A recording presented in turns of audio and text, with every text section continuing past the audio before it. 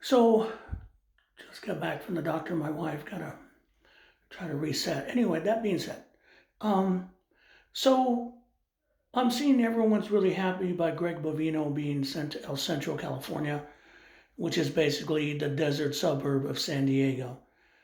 I mean, it's between Temecula and San Diego. No one really knows about it. And actually, when you say El Centro, you go, ooh, I'm sorry. That being said, Bovino's fallen on the sword, is being pushed on a sword for Trump.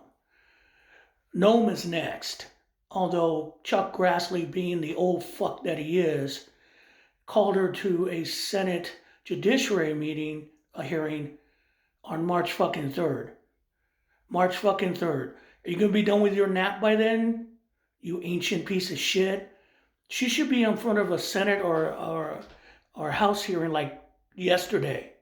Can't do the House because Mike Johnson closed the House off because another vacation for these guys. But we think we're winning. And we are. They won the battle. Minnesota showed what people power does. Minnesota showed that everything Martin Luther King and Gandhi said works. Because they weren't violent to these assholes. The assholes were violent to them.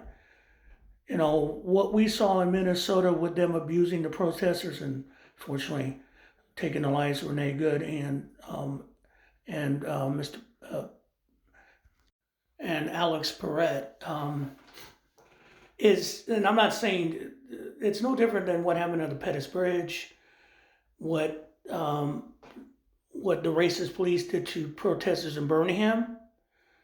You see that, and it still made huge change because people saw people who do not get involved with politics, who don't usually give a shit, saw this atrocity and said, "Oh hell no, this is not what we signed up for." Because even during the civil rights movement, people didn't want civil rights for blacks. They thought they were communists, as per what J. Edgar Hoover wanted. But they saw what was going on, and then toss in the bombing of the church that killed the 4 little girls.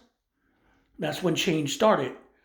Change is starting now, but there's going to be certain things in the roadblock right now. Pete Hegseth has given ICE or DHS access to an old decommissioned military base so they can store their shit.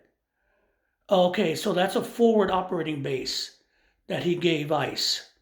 So they're planning some more shit probably when winter is done. And 2, we're coming up to the budget. Again, that vote. And Democrats are making all kinds of noise about they don't want to fund DHS or they want to reform ICE.